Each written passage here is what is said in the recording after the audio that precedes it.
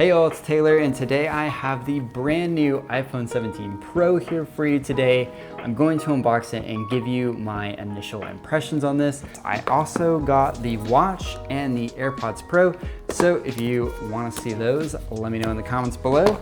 But for now, let's go ahead and get started unboxing the iPhone 17 Pro.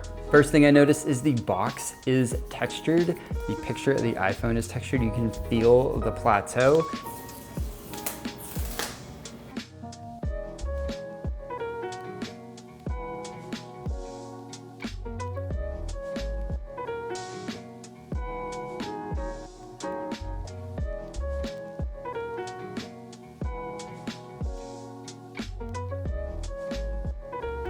Since I'm in the US, this is the eSIM version, and most countries have the eSIM version now, which have a little bit of a bigger battery because you don't have that SIM card slot tray taking up room. This video is not sponsored, by the way, so if you want to leave a like and subscribe, that would be much appreciated.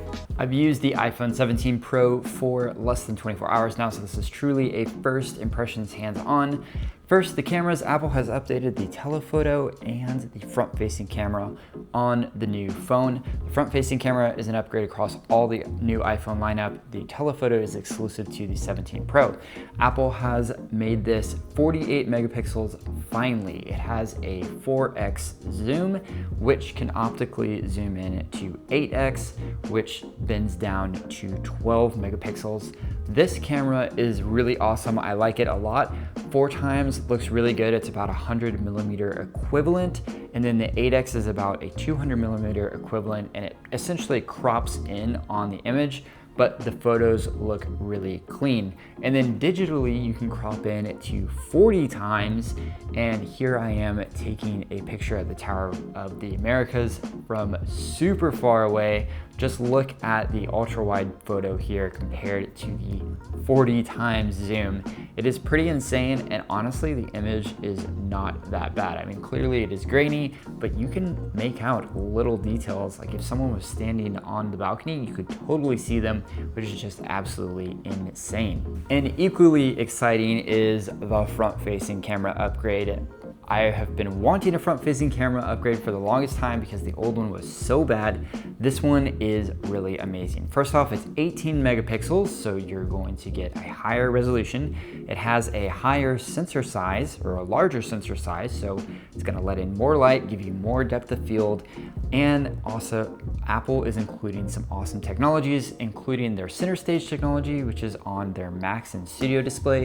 It is now on the iPhone, so you can have it automatically expand the image to include your friends or whoever is in the shot with you. I haven't had a chance to test this out really, but it's there, and I'm curious to see how well it actually works. And how it's able to do this is the sensor is now actually a square sensor. So there is open gate on the front camera sensor, which is actually pretty insane. It means it's a 4:3 aspect ratio, so you get that super wide field of view. That's how it's able to capture everyone. And it also is able to go from portrait to landscape even when your phone is still portrait, so that's really awesome. But in addition to that, on the Pro models in Final Cut Camera, you can actually set this to open gate with Apple Log in the camera, which is actually pretty insane. And not only that, you can shoot in ProRes RAW on the front-facing camera in the Final Cut app. It is going to disable stabilization, and you are going to need to connect to an external drive, which I have tried a few here. I tried the Samsung T2. That did not work. I tried the OWC Envoy Ultra, which is a Thunderbolt 5 drive. That did not work. And then I tried an OWC NVMe external enclosure drive, which is Thunderbolt 4.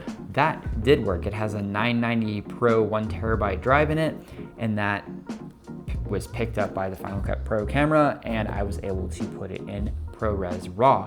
There's RAW and there's high quality RAW, which is just insane on a tiny little front-facing camera. That is so cool, and as you can see, you get the full open gate experience. Now, you can also do this with the back cameras as well. Oh, and the front-facing camera, you won't be able to crop in on it. You only get that wider field of view. Just wanted to mention that.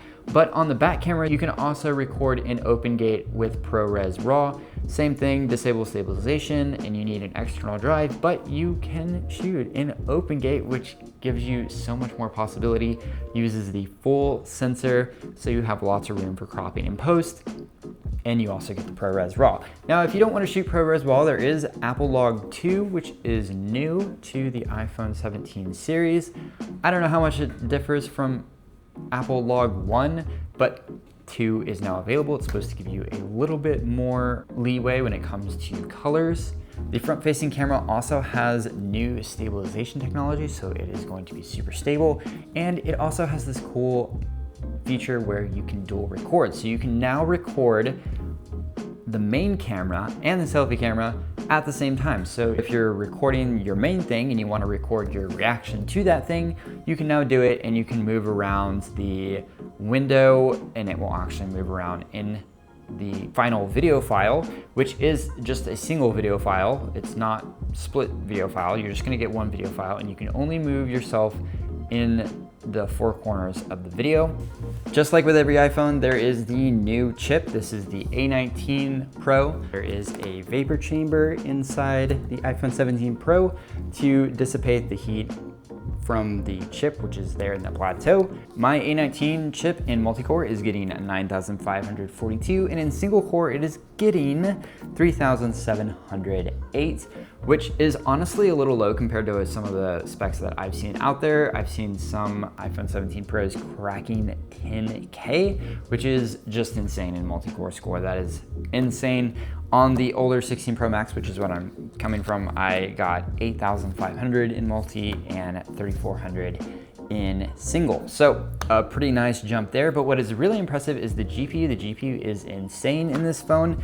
I am getting 45,000 in this phone. On my 16 Pro Max, the previous version, I was getting 33,000. So more than 10K points in Geekbench 6 for the GPU. And to put that into perspective, I also have my 15 Pro Max score, which was 27,000. So it went from 27,000 to 33,000 to 45,000. That is a significant jump for the 17 Pro. This is a very, very powerful phone. And I'm wrapping up my thoughts here with the design of the phone. This is an aluminum body opposed to titanium that we got in the last two generations.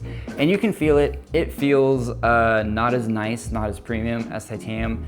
It doesn't look as nice as titanium. You have this two-tone, so like this is the silver phone, but then you have the white cutout, which is glass for charging.